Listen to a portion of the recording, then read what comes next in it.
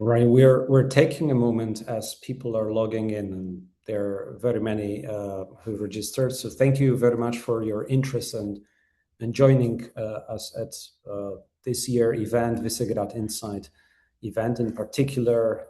Many thanks to those of you who already support us as subscribers, individual subscribers, corporate subscribers that we have on offer. And Natalia Kurpieska has been sending out to you also, especially to those who join us first time or haven't subscribed yet. There is a special promo code with which you can simply get full access to what we publish, get the archives also, and be sure to be invited to every event that we might have. We have also some premium content, of course, and we distribute our work across many platforms, multilingual platforms across Central Eastern Europe, as well as you can listen to our podcast. This event is actually also being recorded for the purposes of putting them on also on the podcast. But the benefit of you taking part is in the second part of this event, we are recording on the first part, and the second part is for more interactive with your participation and your questions from the forum. Okay, so I think we're 3 minutes into the meeting. It's very good to be here at Visegrad Insight online event that connects the transatlantic community, looking at democratic and economic security from Central European perspective. I am Wojciech Przybylski, and I'm editor-in-chief of Visegrad Insight, president of Respublika Foundation that publishes Visegrad Insight. I'm very happy to have as my co-speaker and presenter Monika as a professor at the Polish Academy of Sciences, and a number of other academic institutes, affiliate to a number of other academic institutes across Europe, with a particular focus on security policies of the West, looking from Poland, but also very clearly engaging and getting into the heart of the European mindset. And we're having this discussion, of course, in a very particular moment in time, if should we not say in the history that we know. We clearly can say, and I wrote that in the opening yearly outlook of this year, that we're facing possibly end of a period, historical period, that even though it is not completely something we could understand as peaceful period or full of peace, it is something that many of the leaders in Europe recognize as a pre-war period. One of the first one was to say that was Prime Minister Donald Tusk, as he was trying to convey this message through public outreach, but I'm sure he was also speaking with other leaders, European leaders, in same terms. And it turns out to us in our analysis that we might be looking to potentially, hopefully still many scenarios, but certainly one of the scenario, the gloomy scenario, is that it might be the last year, even if not even full year of peace in Europe, in which we do not have a military engagement, we do not have a military conflict that engages directly members of EU and NATO in Europe. It wouldn't be the first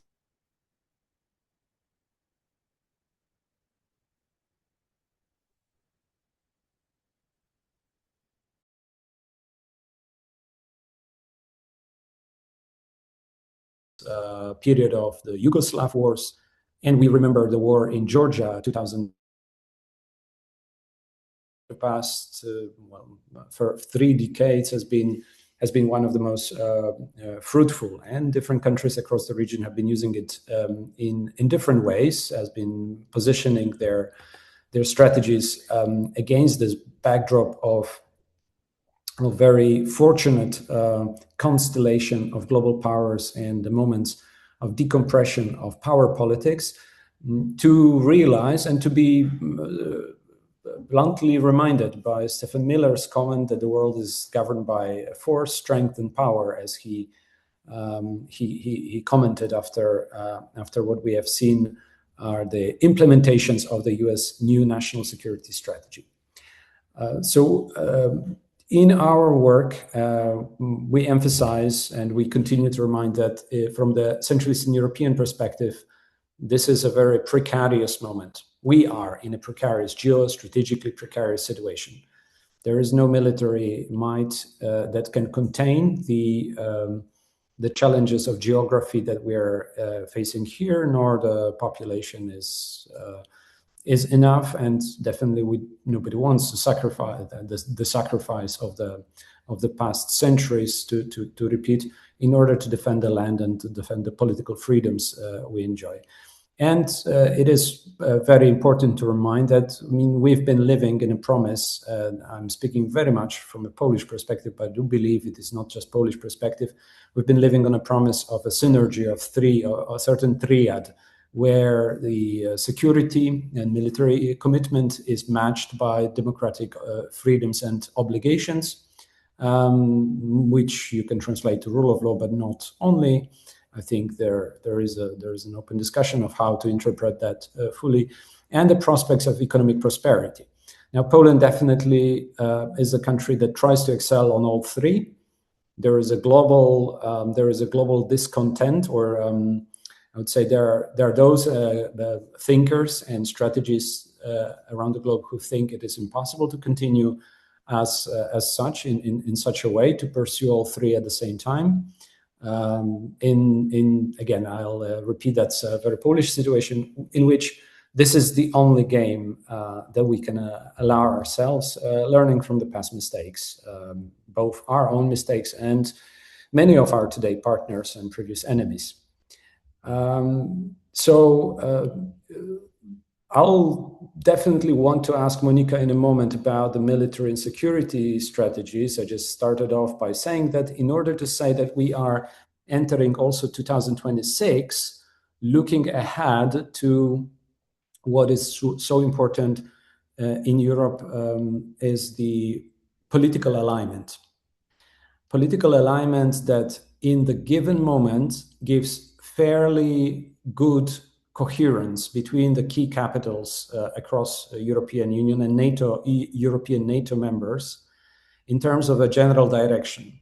That is maintaining the emphasis on values, the maintaining emphasis on economic prospects, which is universal, I think, regardless, but especially to build up the power to not to break away from the European Union as a peace project or the European project as a peace project, but to upgrade it to the challenges of today and to maintain the effort that builds deterrence and defense posture. And in order to have the deterrence and defense posture, we need societal will expressed, among others, through elections. Now, I will be brief and blunt to say that the elections in Hungary this year are, of course, important, but there is no other single election in Europe that will be more detrimental for the future of this direction in Europe, for this merge of power and values that we are currently pursuing, which is a novelty, again, in the history of the at least last 30 years.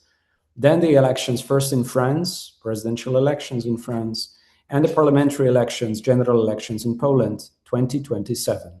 But the developments of leading to those elections are already getting set up this year. And as the situation unfolds, I would put the greatest emphasis on the kind of developments that take place, both in Poland and in France.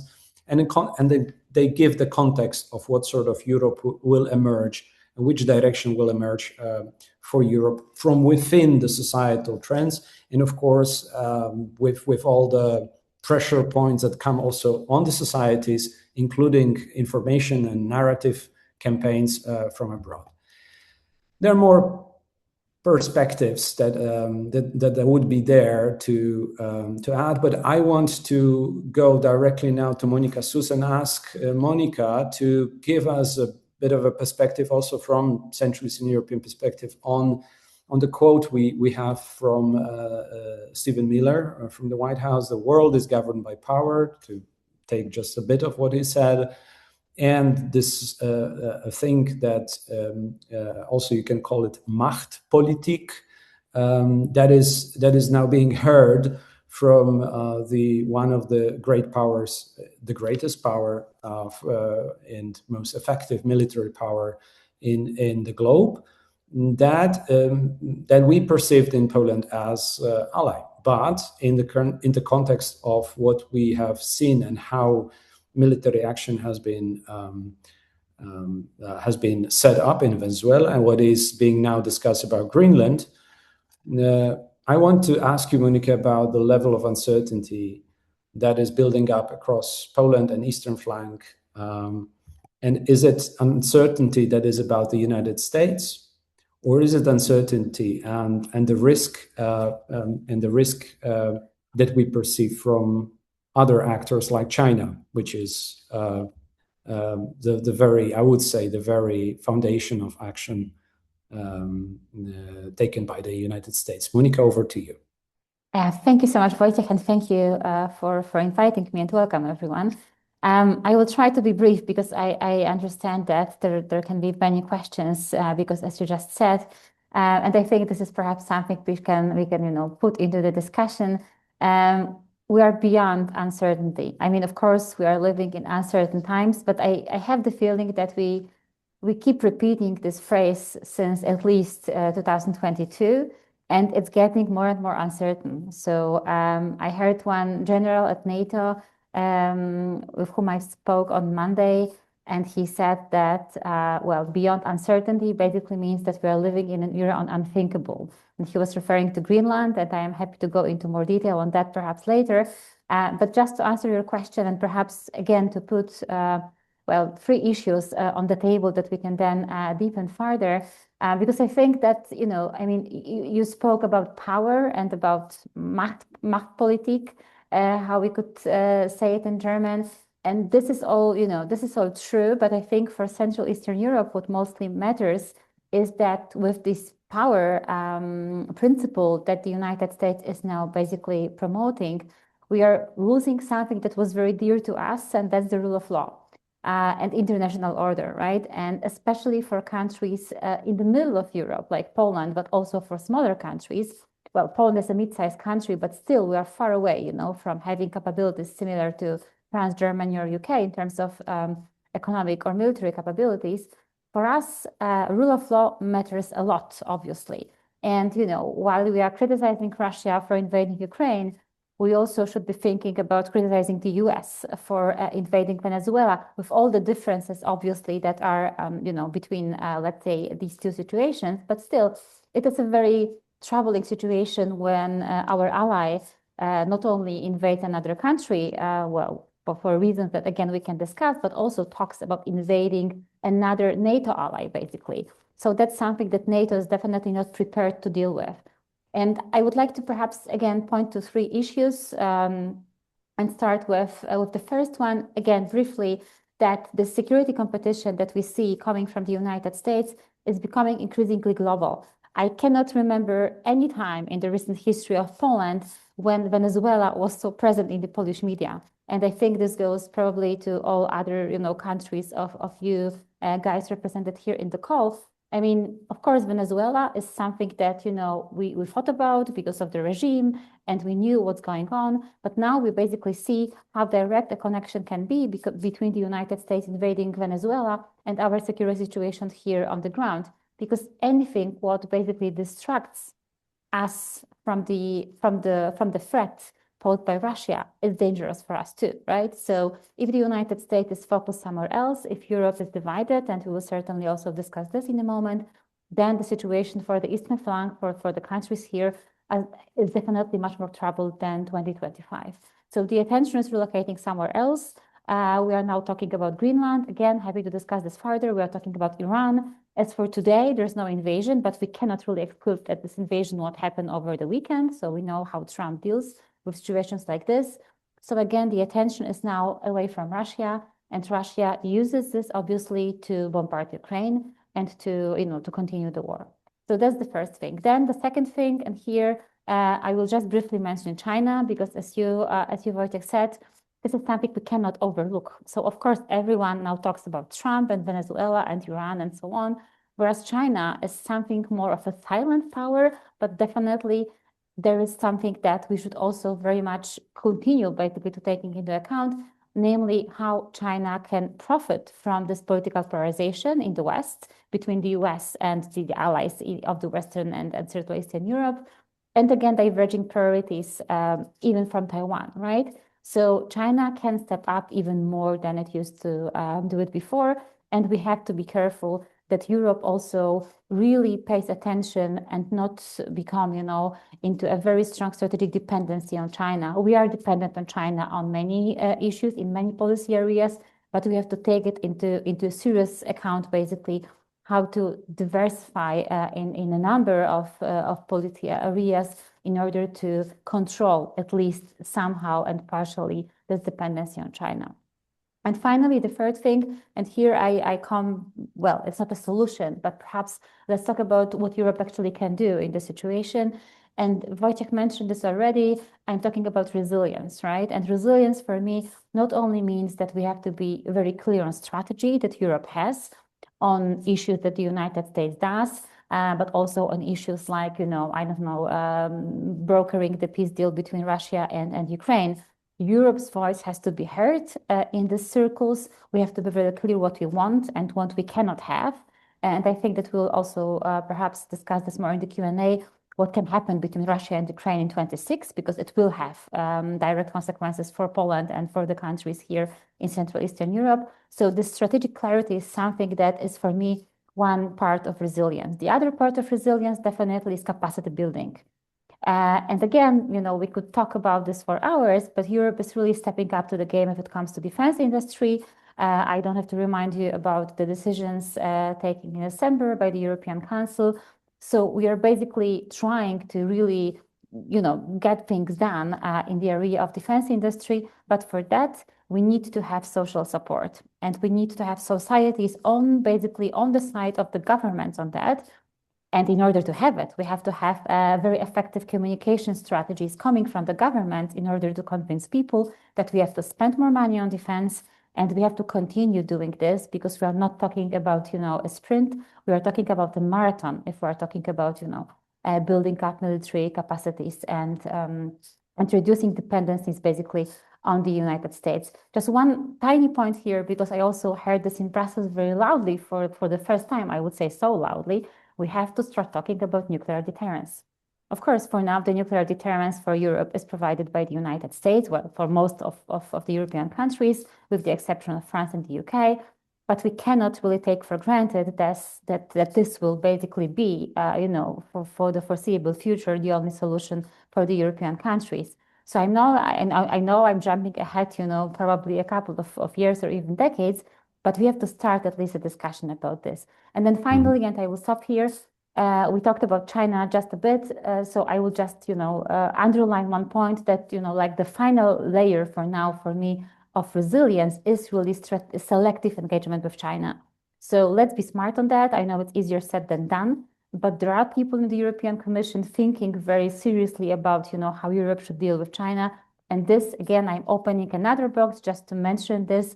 What can help us here are, of course, strategic partnerships with countries from the global south that can help us basically to reduce our dependencies on China. So basically, in one sentence, summarizing, what we have to be aware is that all this, what Trump is now doing with Iran, Venezuela, Greenland, you name it, basically makes Europe to think harder about how to maintain European agency in all this power-ruled world that is not longer based on, on the rule of law.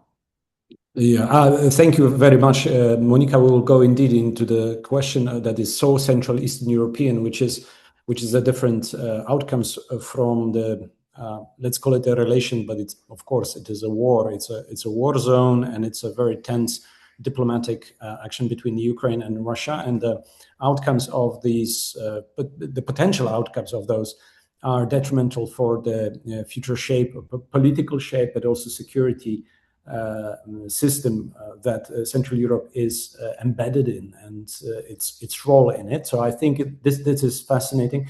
I just wanted to say on China one or two other things, that the action, and my reading of the action taken against Maduro just a day after a prominent Chinese delegation was visiting him and reassuring him in a diplomatic way that the Chinese investment all across South America are also going to guarantee, and as they build up pressure on the United States in a strategic sense, in a military sense as well, that China is there for real. And I think the military action sometimes expressed by our allies is necessary when nothing else works, because for at least a couple of decades that has been observed, seen, and the type of actions, the type of smart strategies were not working. So sometimes there is a hard power. Now I'm betting on the brighter side of it, and also for probably generating some controversy for the later Q&A session. So I'm doing that deliberately for conversation purpose. There is a reason for using a limited hard power, especially when it is now post-mortem, we know, so effective. On the, it would be a different assessment if there were casualties, if there were losses of the US, but the demonstration of force against the assets, Chinese assets, also militaries, the equipment coming from Russia, it has been a clear demonstration to the advantage of collective West. Now, Greenland is another story, but it's again the same story of the competition, global competition, that is hard power competition, in which Europe is sending a couple of soldiers now to Greenland to seemingly protect them from the United States. Well, the type of investment there requires something else. And I'm not saying United States is doing it rightly. I don't think so. It does. It's probably this hegemonic approach that is short-lived and hopefully not for all of us, just for its own the ideology itself. But now the context of the global contest for power is, of course, felt and seen in Central Eastern Europe primarily through the lens of war of Russia against Ukraine. Now, the specific question to you is, provided that there is a settlement, well, however the settlement looks like, regarding this conflict by the end of 2026. It might happen earlier, it might happen later, it might never happen. If anyone can, imagine a forever war, just study the history of the Russian statehood. It's been waging wars as a means of existence. So imagine the situation, the war ends, but also please consider a situation in which the war continues and the escalation and pressure continues. How the dynamics, how Central Eastern European dynamics will be changing. So on one hand, there will be maybe potential investment from Western allies, including military logistic hubs in Ukraine, for which it creates a different situation for Central Eastern Europe, to be more specific. And on the other hand, to what extent are we resilient to an ongoing warfare, military conflict, Russia and Ukraine, as societies, as economies, and are in military terms? So let me start by saying that, as much as I am an optimist, those of you who know me, I think that you all know this, I'm having troubles imagining that the war will end next year. What I can imagine is that the war will pause next year. And I think that, there's a huge difference between ending the war and pausing the war. Next year or this year? 2026, let me be precise on that. So, sorry, I'm still sometimes living in the previous year. No, but I mean 2026, and I think, of course, we all here want the war to stop, definitely, because for obvious reasons, especially for Ukrainians fighting the war. But I think that a much more realistic scenario probably will be pausing a war. And now, again, there are many, sub-scenarios in this scenario too, because it really depends on what conditions the war will be paused, right? And again, an obvious danger is that if there is anything in the let's say, in the narrative that Russia can then sell to its people, then that the war was basically a strategic success, or that the pause, and the peace deal, let's call it this way, with Ukraine is a strategic success for Russia. This is a very dangerous situation, not only for Europe, but also more broadly for the world, but certainly and most definitely for Central Eastern Europe and for the eastern flank, basically. Why? Because as we know, Russia will not stop, as you just said, will not stop trying to get more territories and will not stop trying to destabilize basically our countries. Not only Ukraine, but also countries of the eastern flank, also countries of the Western Europe via hybrid warfare. So we have to, again, be resilient towards that. And I think that, there's still much more we can do in terms of resilience, because we are sometimes pretending, or our politicians perhaps are pretending that, hybrid warfare is basically not a warfare. But well, it is warfare, right? Still, and especially from the perspective of the Russian Federation, hybrid warfare is just a tool of warfare, basically. They do not make the distinction between hybrid and basically conventional. Of course, the distinction is there. We very much know, where the difference is and lies, but hybrid warfare, and we are suffering of that for quite some time now, is super dangerous for the resilience, basically, of our countries. And I'm talking not only about cyber attacks, but also basically any kind of hybrid operation, provocation, sabotage, political destabilization. And again, we have been talking a bit about, the incoming elections, and we can very easily imagine a scenario in which Russia messes basically up with elections in Hungary, in Poland, or even in France. I mean, we saw it in Germany with the last parliamentary elections. So these scenarios are definitely on the table. And this is something that I think we really should become much more aware about. And now perhaps a few final remarks on Russia-Ukraine. What we can do and should do, and we have to be really, decisive on that, is support Ukraine not only military, what we are doing, and I think we have to find a way, to do this even more profoundly. I'm talking here about some countries. I mean, there are many countries supporting Ukraine as much as they can, but I think that the others can actually do more. But we also have to really be thinking strategically about, perhaps really accelerating the membership path for Ukraine. Because when we have the peace deal between Ukraine and Russia and the war paused, the only credible deterrence beyond, building up our capabilities would be basically to make sure that Ukraine enters the EU in foreseeable future and stops being basically a gray zone for the Russian Federation.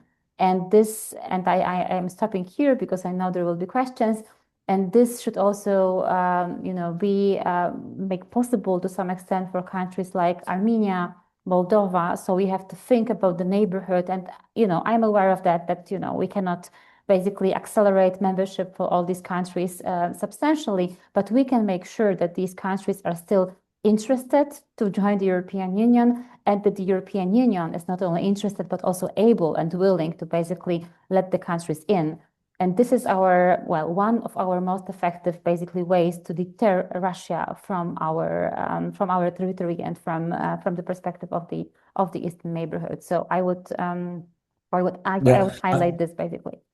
Yeah, Monika, I think I do agree, and I mean I can only reiterate that by saying, well, there are costs of non-enlargement. Exactly. And the cost of non-enlargement of Ukraine.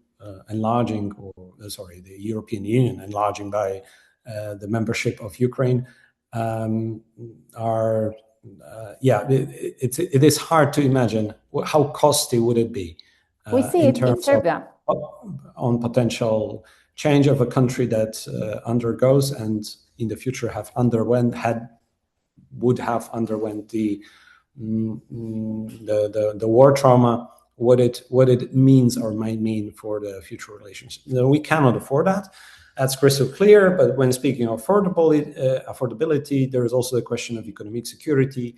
This is the question of what Europe does, and there are so many questions. I just wanted to say, opening really the floor that we'll be discussing that later further along the next weeks and months of the year, as economic security takes shape in ambitions and some actions of the European Union. This is also a bilateral issue between the United States and the European Union. Actually, the leaders' retreat on economic security early February will strangely coincide with the meeting the United States is pushing for on the similar topic of the deal on the rare earth and minerals. So in a way, the tensions are then more explicit between the two blocs, that also European Union wants to protect its own economic sovereignty to the level it is able to. And also there is a clear demonstration by the United States, not just Donald Trump, to remind you,